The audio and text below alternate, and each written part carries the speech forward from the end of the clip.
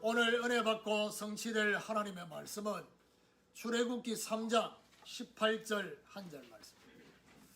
출애굽기 3장 18절 한 절 말씀 우리 다 같이 합독하도록 하겠습니다. 시작.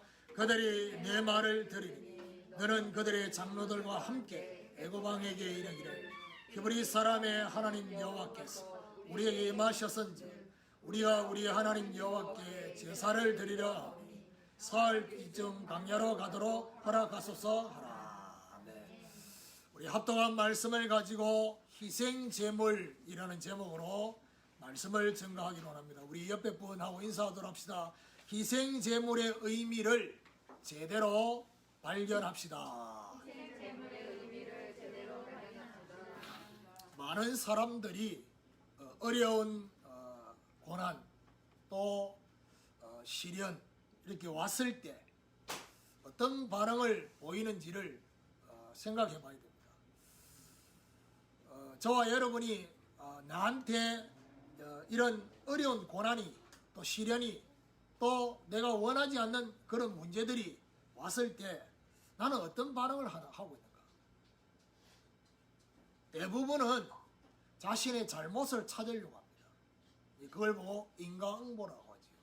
내가 뭘 잘못했기 때문에 이러지 않을까? 또 하나님의 잘못된 주권을 적용해가지고 왜 하나님은 나에게 이런 고난과 시련을 주나? 마치 하나님한테 질문을 하는 것처럼 보이는데 그렇지 않는.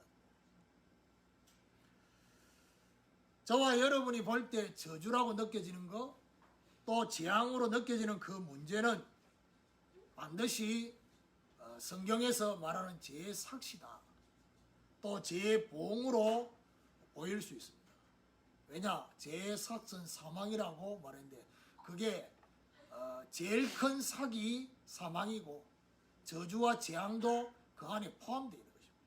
자, 그렇다면 오늘 저와 여러분이 생각해야 될 부분, 언약의 흐름 속에 두 번째 중요한 성경 구절, 출애굽기 3장 18절에 이 희생제물, 이 희생제물의 의미 속에 뭐가 숨겨져 있냐? 죄입니다. 죄. 저와 여러분이 가지고 있는 죄, 이 죄에 대해서 성경은 몇 가지 종류가 있다라고 말하고 있습니다. 예를 들면 스스로 짓는 죄를 보고 자범죄라고 합니다. 그런데 그 스스로 짓는 자범죄가 눈에 보이게 드러나면 감옥 가야 되겠고, 눈에 보이지 않는 스스로 짓는 죄도 있습니다. 마음으로, 생각으로. 그리고 조상이 지은 죄도 있습니다. 실제 조상이 지은 죄 때문에 그 후손이 저주를 당하고 있는 부분도 분명히 있습니다. 그런데 자, 스스로 짓는 자범죄나 조상의 죄는 나름대로 이렇게 뭔가 인지를 할 수 있는데 인지하지 못하는 죄가 있어요. 그게 뭐냐? 모르고 짓는 죄입니다. 저와 여러분 모르고 짓는 죄가 상당히 많습니다. 예를 들면 여자분들이 가장 잘하는 것 중에 눈 헐키는 거 있잖아요. 성경에 죄라고 있거든요. 이걸 보고 일명 째리 보는 거 죄입니다. 그리고 자, 이것보다 더 문제가 뭐냐? 근원적인 원죄가 있습니다. 이제 원죄를 신학적으로 뭐라고 말하냐? 본죄라고 합니다. 본래부터 생긴 죄. 그러면 이 죄에 대해서 사단은 이 죄를 어떻게 생각하고 있고 죄에 대한 하나님은 어떤 생각을 가지고 있냐? 이거 되게 중요하죠. 저와 여러분도 이 죄에 대해서 어떻게 접근할 거냐도 중요하지만은 사단이 이 죄를 어떻게 보고 있느냐? 저와 여러분을 인간을 공격하는 통로로 삼고 있습니다. 죄를. 그래서 사단에게 속아서 죄를 짓는 것도 있지만은 죄를 지음으로써 사단이 공격하는 것도 있습니다. 그래서 사단이 죄의 권세를 장악하는, 그래서 사로잡는 이 부분이 있습니다. 그러면 죄에 대한 하나님은 어떤 반응이냐? 일단 저와 여러분이 이 죄에 대한 하나님의 반응을 사랑의 하나님이면 참 좋겠다. 물론 사랑입니다. 그런데 사랑의 하나님이 베이스에 깔려 있지만은 하나님은 죄에 대해서 공의의 하나님입니다. 그 말은 무슨 말이냐? 죄에 대해서 반드시 벌하십니다. 심판합니다. 그래서 오늘 희생제물이라는 이 단어가 나올 수밖에 없는 이유가 뭐냐? 하나님의 심판이 분명히 있기 때문에 누군가가 대신 희생을 당해야 되는 이 부분입니다. 자, 그렇다면 오늘 저와 여러분 같이 인사를 했을 때 희생제물의 의미를 제대로 발견합시다 했잖아요. 그러면 성경 주로 출애굽기, 민수기, 신명기, 레위기 여기에 주로 뭐가 나옵니까? 모세오경의 희생제물에 대해서 나옵니다. 근데 이 희생제물의 의미가 세 가지가 있다는 겁니다. 근데 우리는 주로 한 가지만 생각하고 있습니다. 그게 일대지에 나와 있는 그것만 생각하지 나머지 두 가지 희생제물에 대한 생각이 없어요. 그 말은 무슨 말이냐? 희생제물에 담겨져 있는 그리스도가 한 가지만을 위해서 희생을 당한 게 아니라는 겁니다. 이거는 굉장히 중요한 거예요. 자, 그러면 첫 번째로 대속의 희생제물입니다. 죄의 가장 큰 대가가 뭐냐? 죽음입니다. 창세기 2장 16절 17절에 선악을 알게 하는 나무를 따먹으면 정령 죽을 거라. 사도 바울은 로마서 6장 23절에 보니까 죄의 삭선 사망이라 했습니다. 무슨 말입니까? 사망에 이르게 하는 죄가 있다는 것입니다. 그렇죠. 이 땅에 우리가 살고 있는 동안에 짓는 나머지 죄, 아까 전에 얘기했던 자범죄, 조상의 죄, 모르고 짓는 죄, 이런 것들은 사망에 이르는 죄가 아닐 수 있습니다. 그렇죠.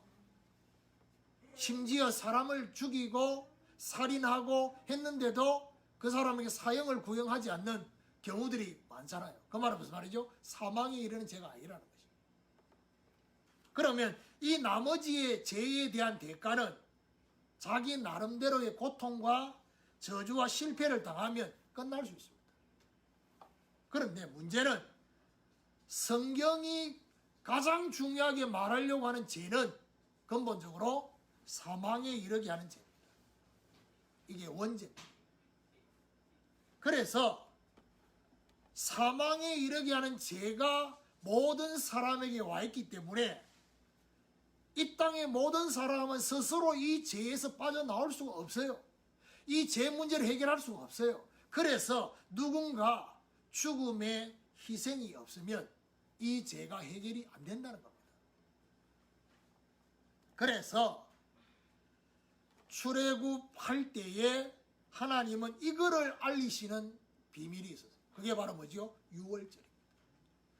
유월절 사건 속의 중요한 게 뭡니까?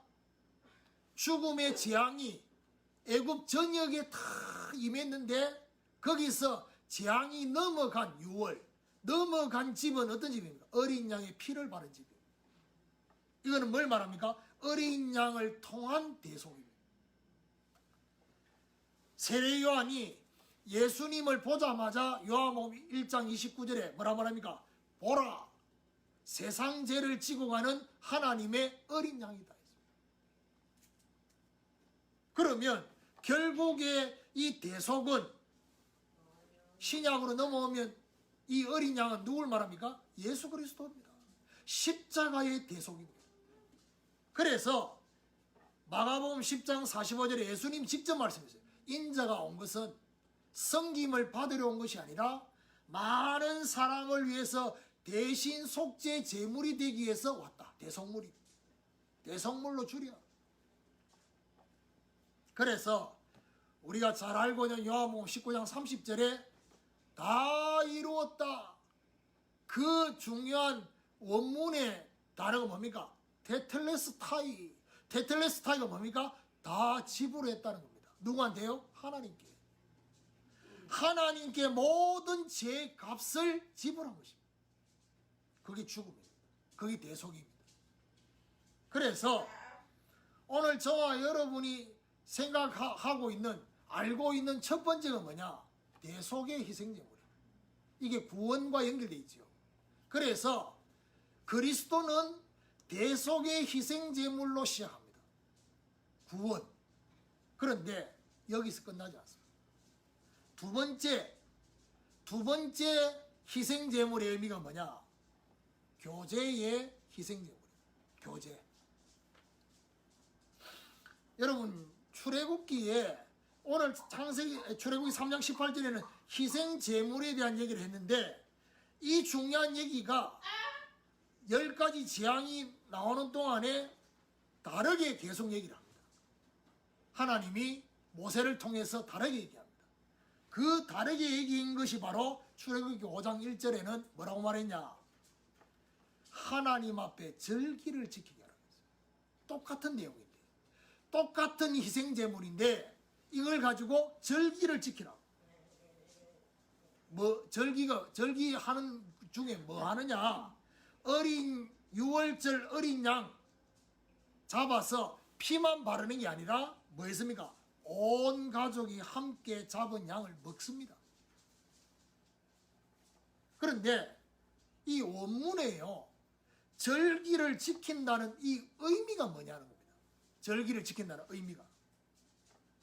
원을 그리고요, 원 안에서 모든 사람들이 거기서 이렇게 돌아가면서 축제를 벌이는, 이게 절기를 지킨다는 겁니다. 이건 뭘 말하느냐 하면 그리스도 안에서 하나됨을 누리는 것입니다. 이게 바로 두 번째 희생제물의 의미예요. 그리스도 안에서. 그래서 이 교제의 희생제물을 다른 말로 말하면 뭐라느냐? 화목제의 희생이라는 것입니다. 하나님과의 관계 속에 화목하게 하는, 그리고 사람과의 관계를 회복하는 화목의 희생입니다. 이게 신약으로 넘어오면 뭘로 연결되느냐? 성찬과 애찬으로 연결됩니다. 성찬, 애찬이 뭡니까? 한 덩이 떡을 떼서 이렇게 먹잖아요. 성찬하면서.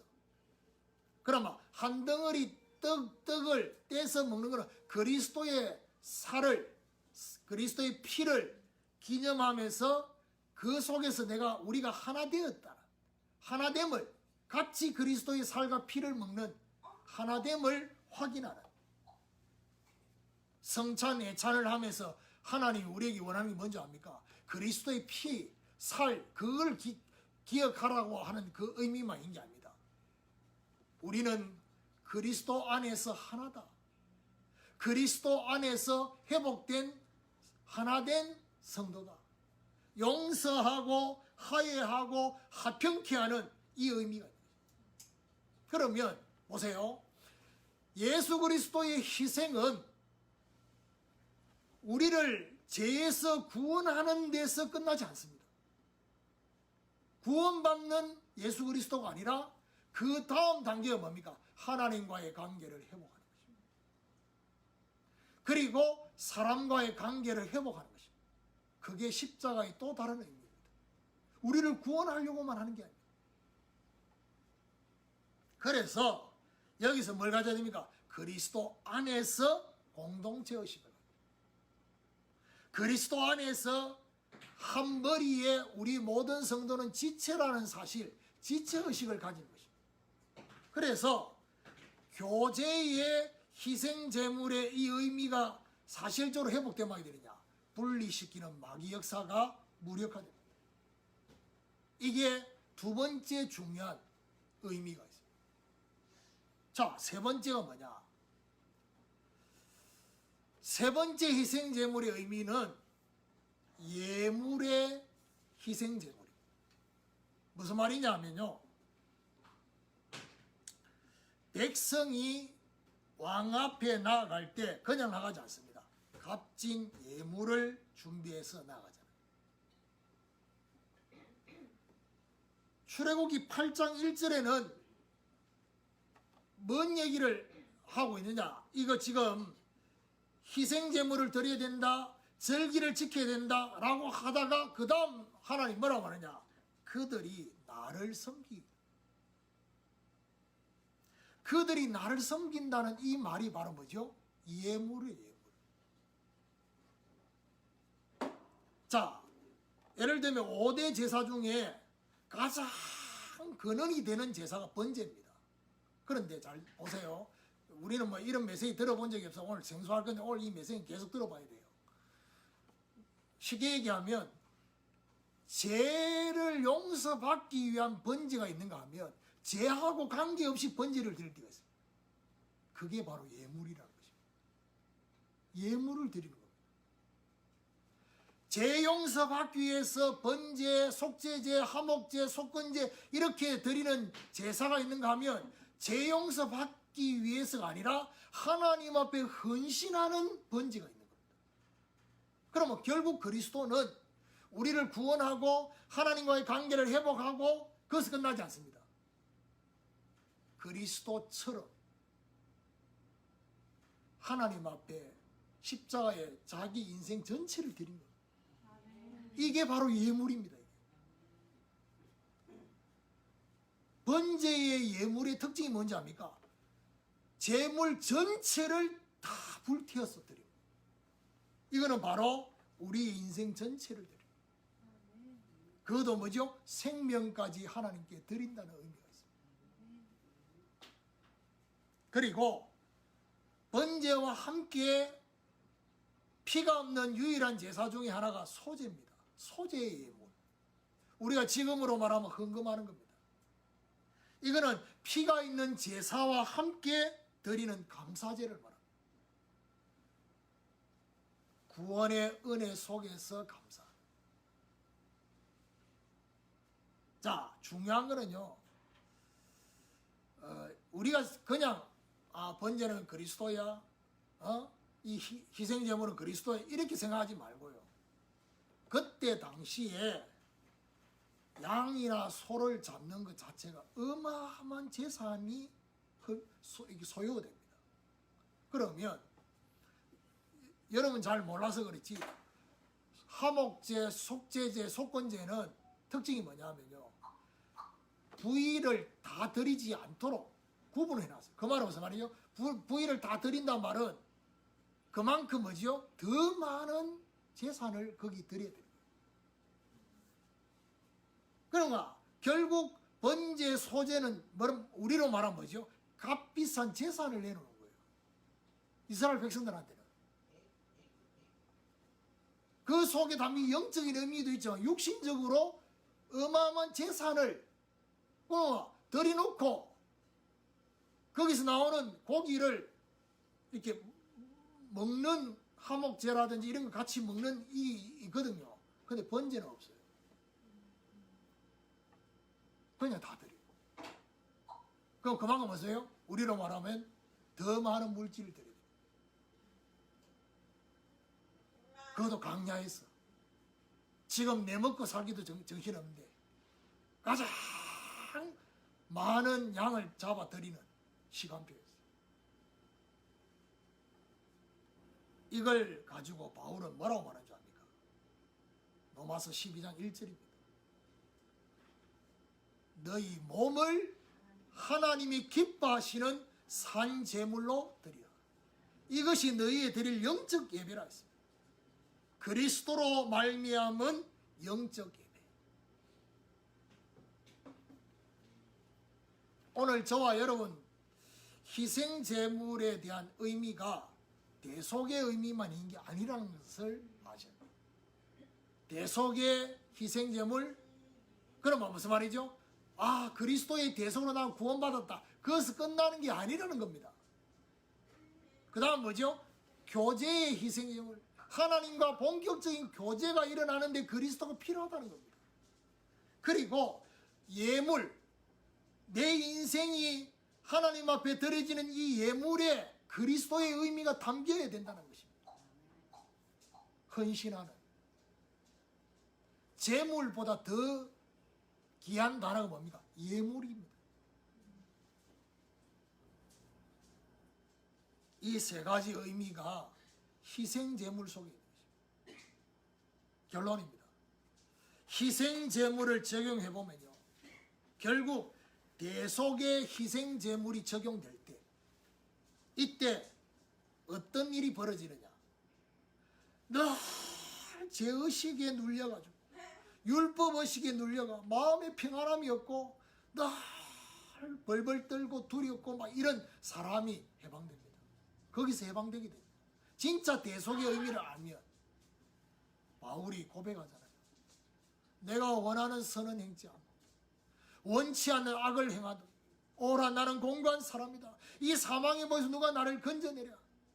이렇게 막 고통당하던 바울이 로마서 8장에 드디어 말해요. 그러므로 그리스도 예수 안에 있는 자에게는 결코 정죄함이 없다니. 이는 예수 그리스도 안에 있는 생명의 성령의 법이 죄와 사망의 법에서 너를 해방하였습니다. 이게 대속의 희생제물이 적용될 때 생겨나는 영적인 증거예요. 그리고 교제의 희생제물, 모든 관계 속에 참된 교제를 회복하는, 그걸 바울은 어떻게 표현했는지 압니까? 에베소서 2장 14절에 십자가로 막힌 담을 넣어서 둘이 하나가 되게 하죠. 여러분, 십자가는 하나님과 우리의 막힌 담을 흐는 것이요, 이 십자가는 사람과의 관계에 막힌 담을 흐는 화평이 되는, 그리고 예물의 희생 제물은 적용되면 뭐야 됩니까? 참된 예배. 그게 뭡니까? 그리스도처럼 온전히 번제로 드리죠. 그러면 저와 여러분, 이거는 결국 뭘 말합니까? 주님과 함께 우리의 중심이 드려지고 삶이 드려지고 생명이 드려지는 그 예물을 말합니다. 결국 대속의 희생이 적용되어질 때, 이때 뭐죠? 죄의 건세가 무너지는 것입니다. 오늘 저와 여러분, 우리를 둘러싸고 있는 죄의 건세가 무너지는 역사가 대속의 희생이 적용됩니다. 예수님 말씀했죠. 내가 진실로 진실로 내게로 내 말을 듣고 나 보내신 이를 믿는 자는 영생을 얻었고 심판에 이르지 않으니 사망에서 생명으로 옮겼다 했습니다. 교제의 희생이 적용되면 뭐야 됩니까? 화목하고 화평케 하고 하는 이 부분, 피스메이커, 이 부분이 회복되어지면 뭐야 됩니까? 분리시키는, 하나 되지 못하게 하는.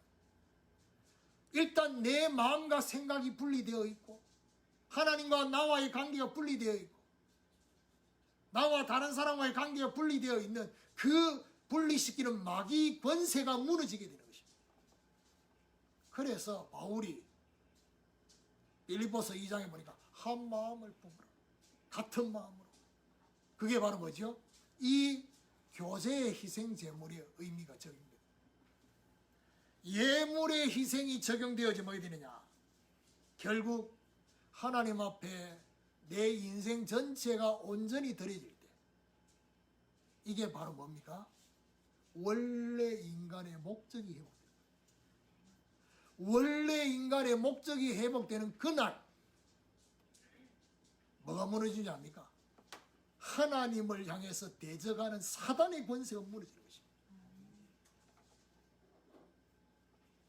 원래 인간의 목적이 회복되지 않으면 결국 어떻게 됩니까? 나도 모르게 하나님을 대적하는 그 자리에 사단과 함께 있게 된다.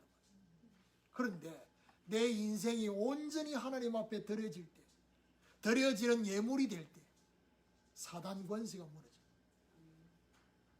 먹든지 마시든지 무엇을 하든지 하나님의 영광을 위해서 하게 됩니다. 저와 여러분, 하나님이 저와 여러분의 문제를 탁 주셨는데요, 이렇게 말을 해요. 문제는 축복이다. 나는 축복으로 안 느껴지는데. 문제는 응답이다. 응답으로 안 느껴지는데.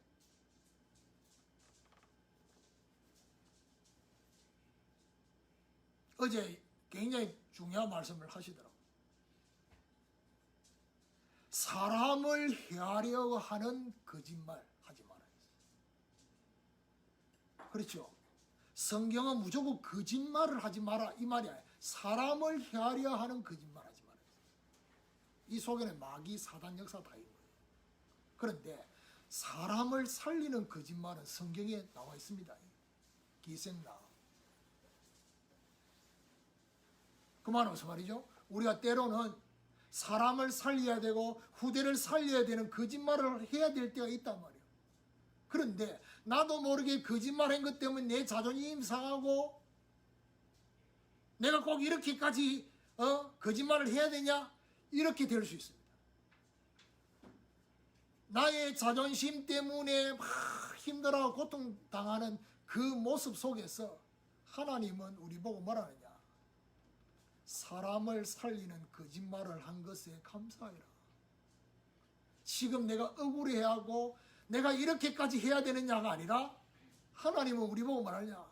네가 정말 사람을 살리기 위해서 후대를 살리기 위해서 거짓말을 할 수밖에 없는 이 상황이 너에게 놓여진 것이 감사한 일 아니냐? 감사해야 되는 상황이에요. 우린 거꾸로 하는 거예요. 왜요? 내 안에 자리 잡은 것이 하나님이 가장 기뻐하는 것보다는 다른 것들이 이 중요한 문제 속에서 반응을 하는 거예요. 뭐요? 자존심. 하나님 그거 내려놓기를 바랍니다. 이게 내려놓아졌을 때 비로소 온전히 하나님께 드려지는 번제의 예물이 되는 거죠.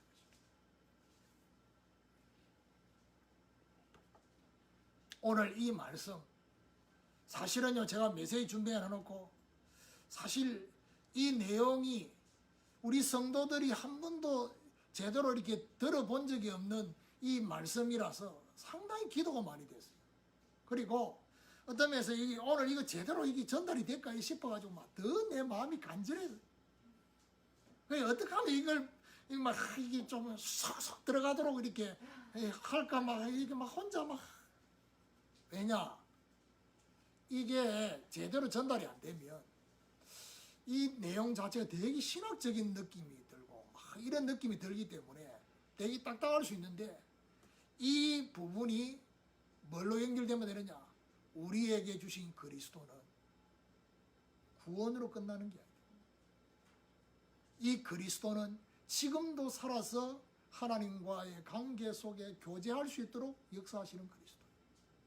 이 그리스도로 하나님과 교제가 계속되어지면 어디 되느냐? 사람과의 관계도 회복되고 현장과의 관계도 회복되고 이 그리스도를 계속 누리면 어디 되느냐?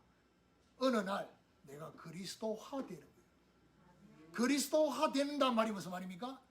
나도 그리스도처럼 내 인생이 하나님께 드려지는 그 축복 속에 비로소 갈라디아 2장 20절이에요. 내가 이제 육체 가운데 사는 것은 나를 사랑하사 나를 위하여 자기 자신을 버리신 하나님의 아들을 믿는 믿음 안에서 사는 것이다. 이게 되는 날이 온다. 이 축복, 이 중요한 응답이 저와 여러분에게 일어나게 되기를 예수 그리스도 이름으로 축원합니다.